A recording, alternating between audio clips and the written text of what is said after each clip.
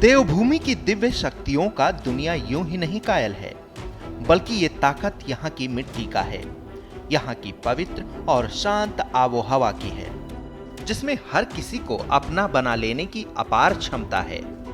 उत्तराखंड की धरती ने साधकों से लेकर सैलानियों और सियासतदानों का समय समय पर स्वागत करते हुए इसका उदाहरण भी पेश किया है, जहां एक नहीं बल्कि दशकों से दूसरे सूबे के कई पुराने सियासी दिग्गज राजनीति में हाथ आजमाने आए और उत्तराखंड की धरती ने उनका तहे दिल से स्वागत किया। कभी यूपी की मायावती और बिहार से आए रामविलास पासवान हरिद्वार की हॉट सीट पर आमने सामने टक्कर में उतरे, तो कभी उससे पहले कई नेता दूसरे राज्यों से आकर सियासी दांवपेच में कामयाब हुए। 1987 में कैसे हुई पासवान और मायावती के बीच की टक्कर, क्या रहे थे नतीजे और कौन वो लोग थे जो रामविलास पासवान के साथ बिहार से हरिद्वार तो आए लेकिन लौटकर कभी वापस नहीं गए। इस कहानी में चर्चा हरिद्वार के हॉट सीट की।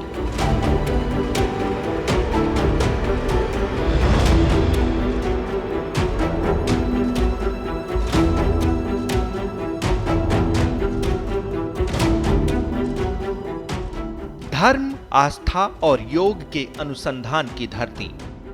कल कल बहती मां गंगा की इस पावन धरा के शिलापट पर कई दिलचस्प सियासी इतिहास भी दर्ज हैं।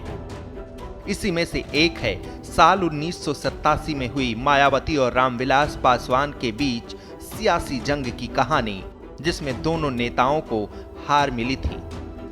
लेकिन उस दौर में रामविलास पासवान के साथ बिहार से जो कार्यकर्ता प्रचार के लिए आए थे, वो हमेशा के लिए हरिद्वार में ही बस गए।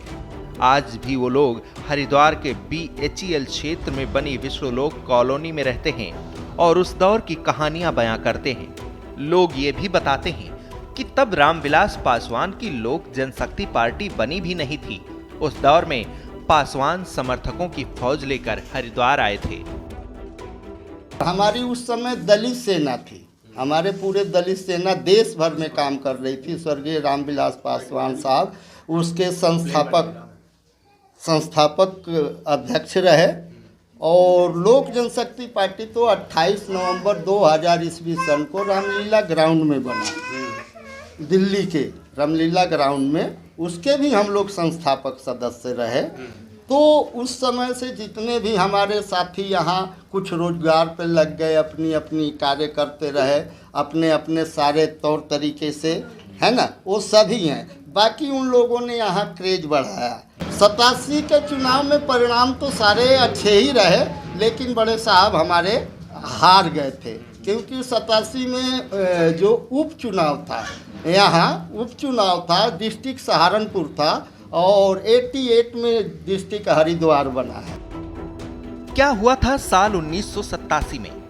कैसे हरिद्वार सीट पर मायावती और रामविलास पासवान आमने सामने उतरे थे और चुनाव का नतीजा क्या रहा था? इसे लेकर हमने बात की वरिष्ठ पत्रकार आदेश त्यागी से।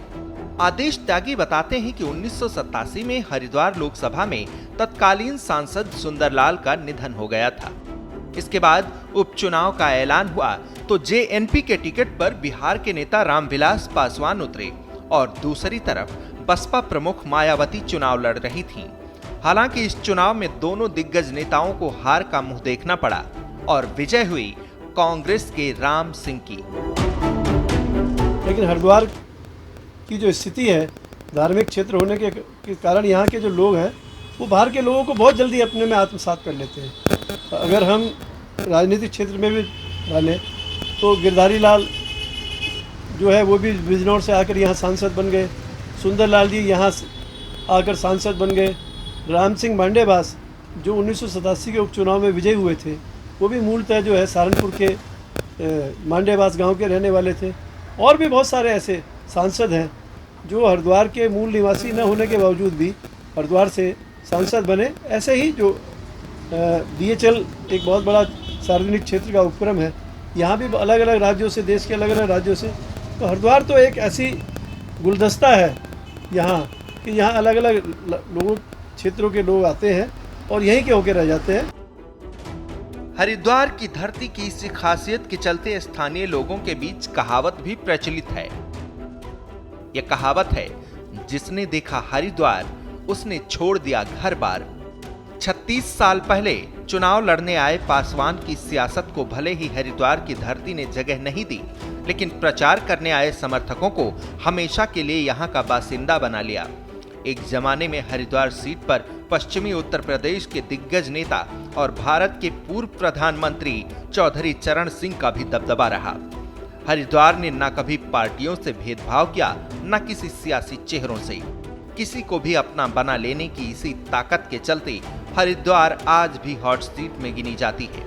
1977 में अस्तित्व में आई हरिद्वार सीट पर 13 बार लोकसभा चुनाव और 1 उपचुनाव हुआ है। इसमें सबसे ज्यादा 6 बार बीजेपी, 5 बार कांग्रेस, 2 बार लोकदल और 1 बार समाजवादी पार्टी की जीत हुई। कांग्रेस का गढ़ रही इस सीट पर 1991 के बाद भाजपा ने दबदबा बनाया।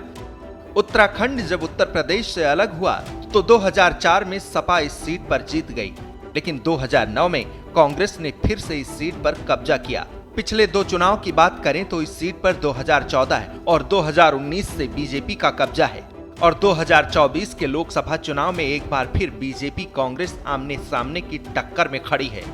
बीजेपी के टिकट से मैदान में त्रिवेंद्र सिंह रावत उतरे हैं, तो कांग्रेस ने पूर्व सीएम हरीश रावत के बेटे वीरेंद्र रावत को मौका दिया है।